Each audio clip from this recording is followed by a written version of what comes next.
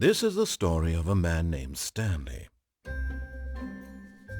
Stanley worked for a company in a big building where he was employee number 427. Employee number 427's job was simple. He sat at his desk in room 427 and he pushed buttons on a keyboard. Orders came to him through a monitor on his desk, telling him what buttons to push, how long to push them, and in what order. This is what employee 427 did every day of every month of every year. And although others might have considered it soul-rending, Stanley relished every moment that the orders came in, as though he had been made exactly for this job. And Stanley was happy. And then one day, something very peculiar happened. Something that would forever change Stanley. Something he would never quite forget. He had been at his desk for nearly an hour when he realized that not one single order had arrived on the monitor for him to follow. No one had showed up to give him instructions, call a meeting, or even say hi. Never in all his years at the company had this happened, this complete isolation. Something was very clearly wrong. Shocked, frozen solid, Stanley found himself unable to move for the longest time. But as he came to his wits and regained his senses, he got up from his desk and stepped out of his office.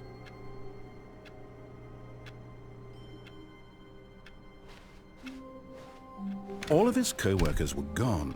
What could it mean? Stanley decided to go to the meeting room. Perhaps he had simply missed a memo.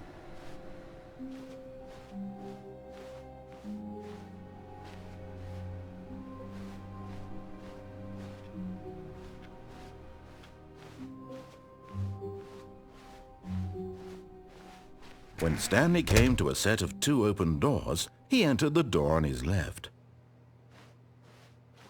This was not the correct way to the meeting room, and Stanley knew it perfectly well.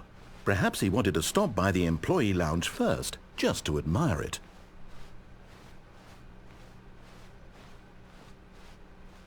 Ah, yes, truly a room worth admiring. It had really been worth the detour after all, just to spend a few moments here in this immaculate, beautifully constructed room. Stanley simply stood here, drinking it all in.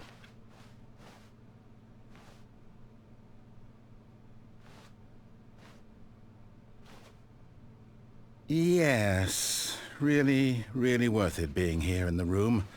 A room so utterly captivating that even though all your co-workers have mysteriously vanished, here you sit looking at these chairs and some paintings. Really worth it. But eager to get back to business, Stanley took the first open door on his left. And so he detoured through the maintenance section, walked straight ahead to the opposite door, and got back on track. Yet there was not a single person here either. Feeling a wave of disbelief, Stanley decided to go up to his boss's office, hoping he might find an answer there.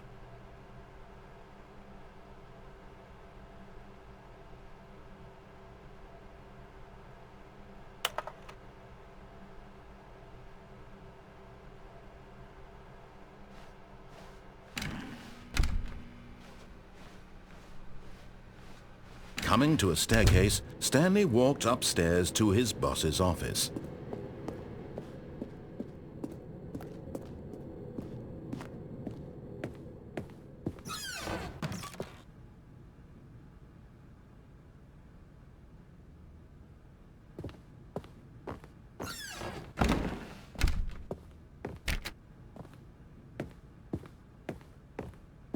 Stepping into his manager's office, Stanley was once again stunned to discover not an indication of any human life. Stanley was in such a rush to get through the story as quickly as possible, he didn't even have a single minute to just let the narrator talk.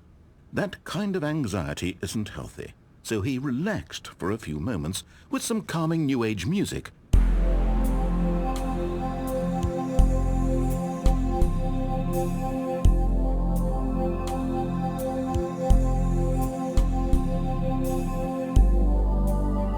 Feeling soothed and rejuvenated, Stanley calmly walked forward into the opened passageway.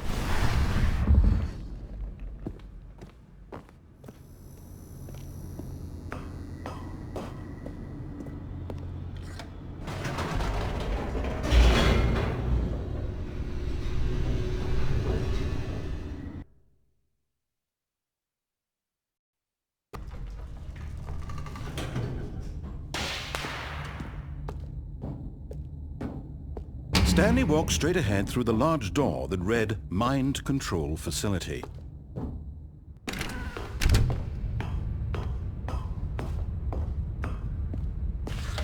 The lights rose on an enormous room packed with television screens. What horrible secret did this place hold? Stanley thought to himself. Did he have the strength to find out?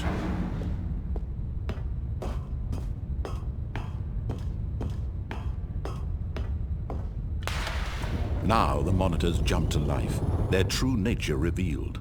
Each bore the number of an employee in the building, Stanley's co-workers.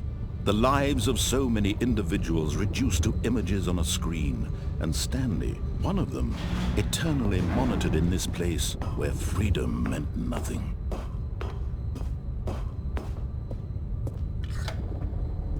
This mind control facility, it was too horrible to believe. It couldn't be true. Had Stanley really been under someone's control all this time? Was this the only reason he was happy with his boring job? That his emotions had been manipulated to accept it blindly? No, he refused to believe it. He couldn't accept it. His own life in someone else's control? Never! It was unthinkable, wasn't it? Was it even possible? Had he truly spent his entire life utterly blind to the world? But here was the proof, the heart of the operation. Controls labeled with emotions, happy or sad or content. Walking, eating, working, all of it monitored and commanded from this very place. And as the cold reality of his past began to sink in, Stanley decided that this machinery would never again exert its terrible power over another human life. For he would dismantle the controls once and for all.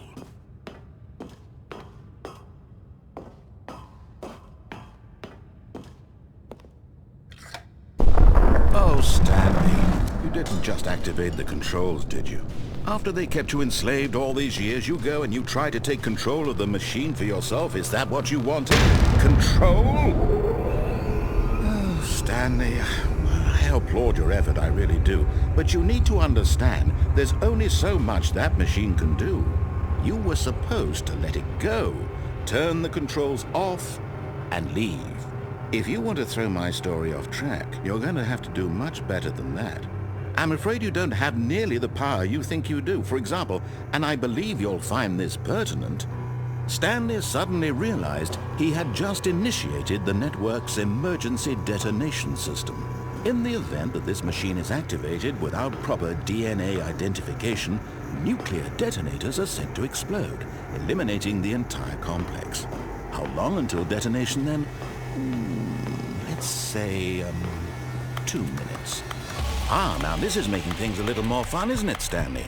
It's your time to shine. You are the star. It's your story now. Shape it to your heart's desires. Oh, this is much better than what I had in mind. What a shame we have so little time left to enjoy it. Mere moments until the bomb goes off. But what precious moments each one of them is. More time to talk about you, about me, where we're going. What all this means, I barely know where to start. What's that? You'd like to know where your co-workers are? A moment of solace before you're obliterated? All right, I'm in a good mood. You're gonna die anyway. I'll tell you exactly what happened to them. I erased them. I turned off the machine. I set you free.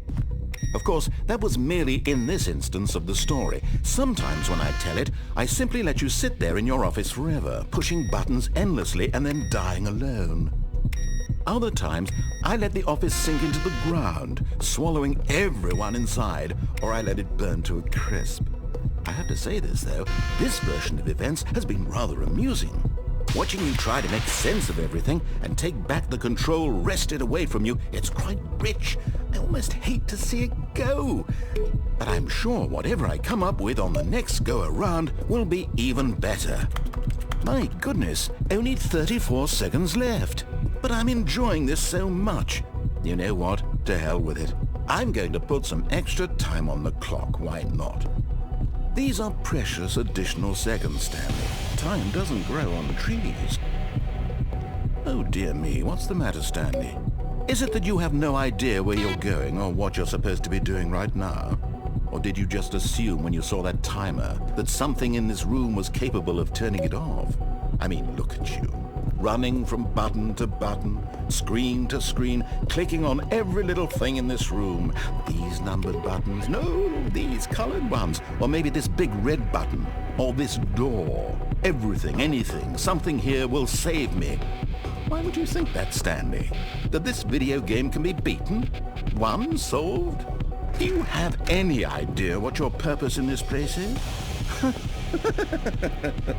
Stanley, you're in for quite a disappointment. But here's a spoiler for you. That timer isn't a catalyst to keep the action moving along. It's just seconds ticking away to your death. You're only still playing instead of watching a cutscene because I want to watch you for every moment that you're powerless. To see you made humble.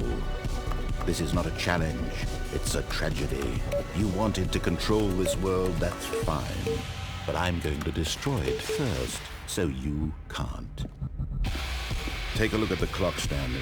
That's 30 seconds you have left to struggle. 30 seconds until a big boom and then nothing. No ending here, just you being blown to pieces.